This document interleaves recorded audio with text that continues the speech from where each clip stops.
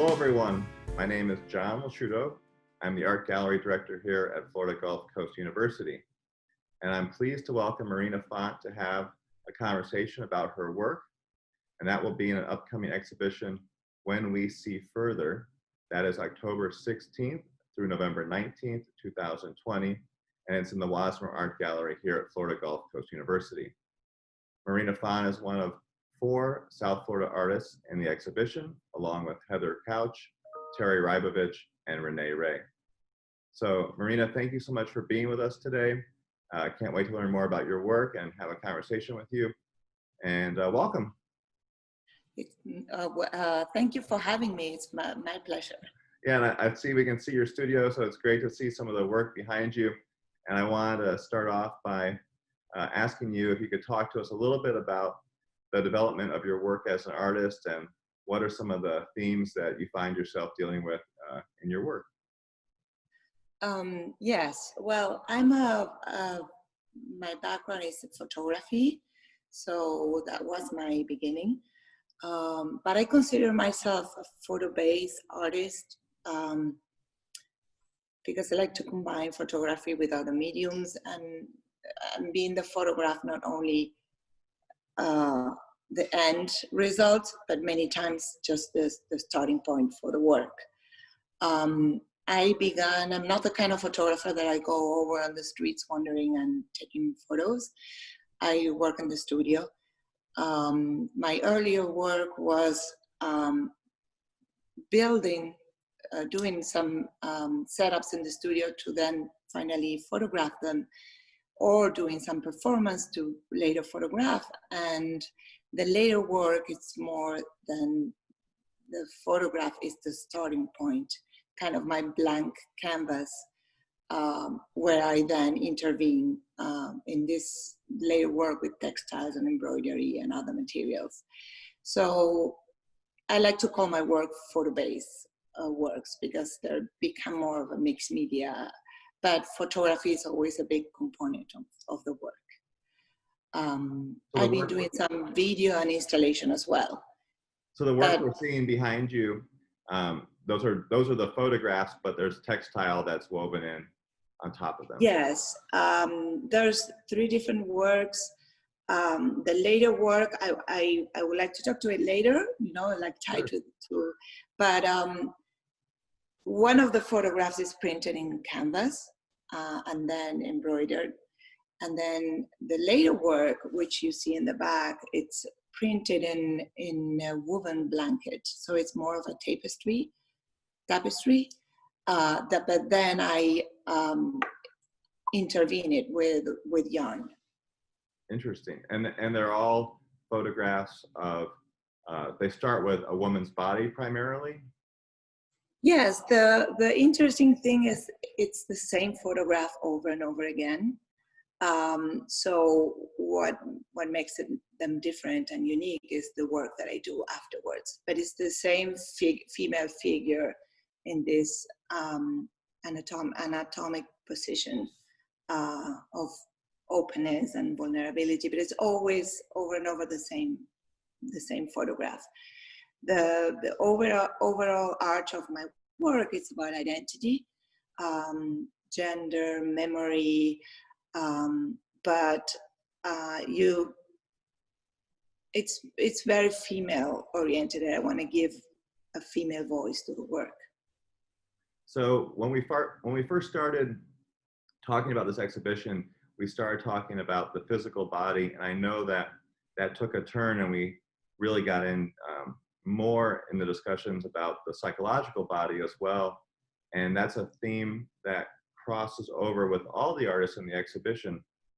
We didn't really understand fully the relationships, but now that we've spent a little more time, with each other, talking with each other about each other's work, how have you felt that, seeing the other artists' work, has that resonated with you? Has that changed the way you look at your work at all?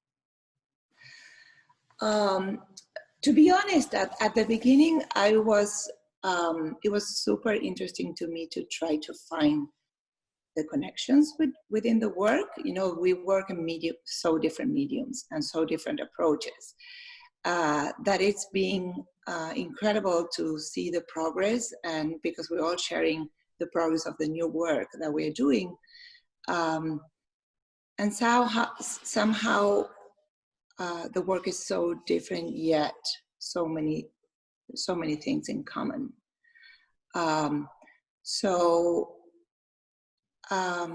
In my work in particular, the physical body, I wanted to make that distinction of the psychological body. We all use, in a way, the physicality of our body present in the work, but to express things that are more in, I call it the psychological body, because things are inside.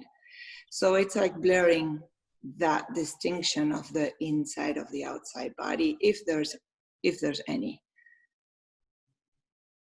No, I think that's an interesting point, and it's something that has resonated through our discussions and has come out more and more. So I think that those ways of looking at the surface, like you say, kind of the initial image, and then, you know, what does that symbolize? What does that mean beyond that? It's something that all the artists have been digging a little bit deeper into, at least in being able to verbalize it differently, I think, even if it hasn't changed their, you know, the making of their work, but, you know, talking about it in relationship to the exhibition. So I don't know. It sounds like you've had a similar thoughts. Yes, no, absolutely.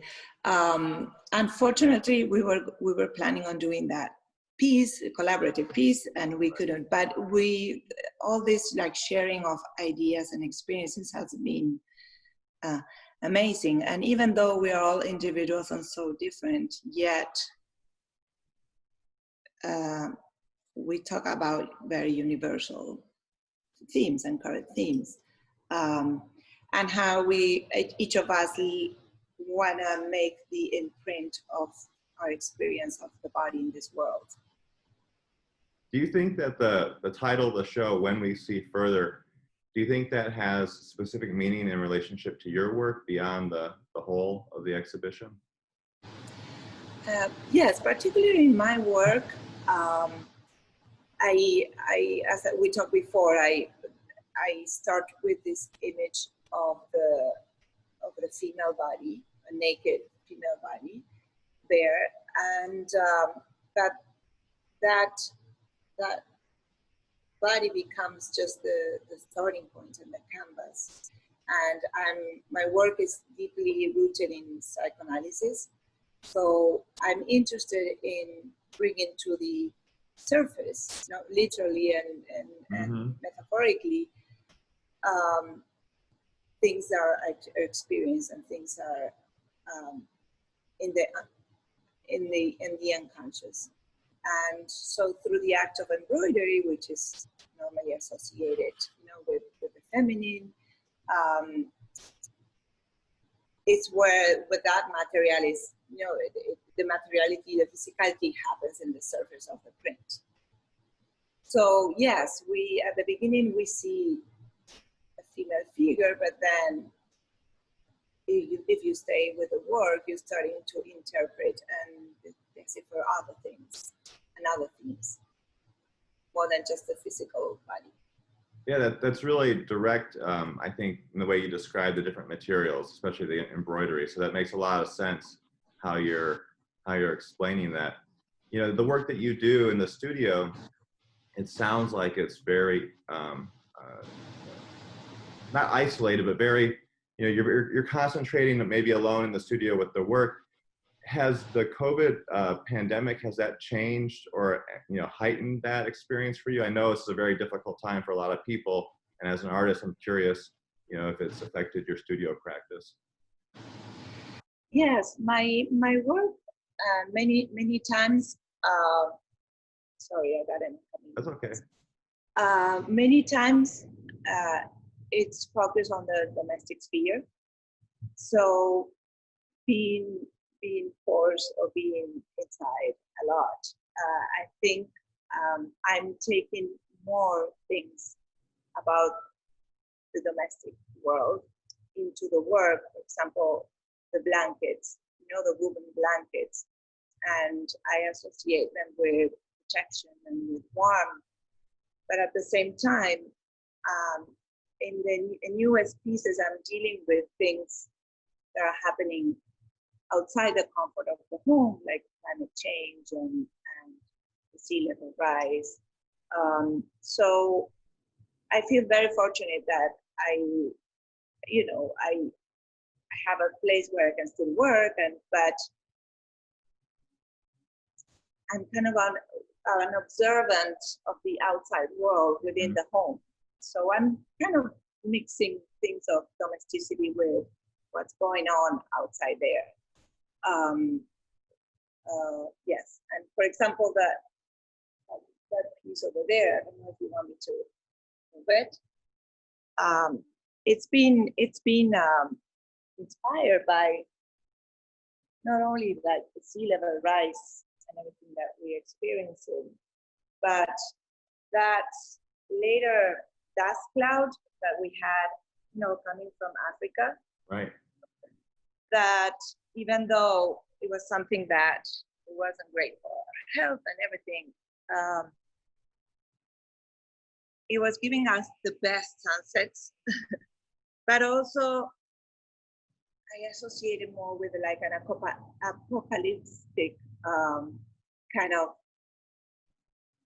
world going out. So the latest work, it's more oriented into the female or the body experiencing this outside dramas or events that happen. So we're gonna hopefully see your work in relationship to the other three really soon, and I can't wait to see the meaning that's created between your pieces and theirs. I think that's something that we're all excited about as the curators and the artists, to kind of see how each other affects and tells not only the stories that you're working with, but a greater story. So thank you so much for this conversation. I hope that we can continue to have it with the public and our students when they come to see the show. We are going to do our best to be open to the public as much as we can, but please check our website for updates on that, and also check out the other video interviews with the other artists. And Marina, once again, thank you so much for this conversation. Thank you so much for having me, and I'm looking forward to install the show. Great. All right. Take care. Okay. Thank you.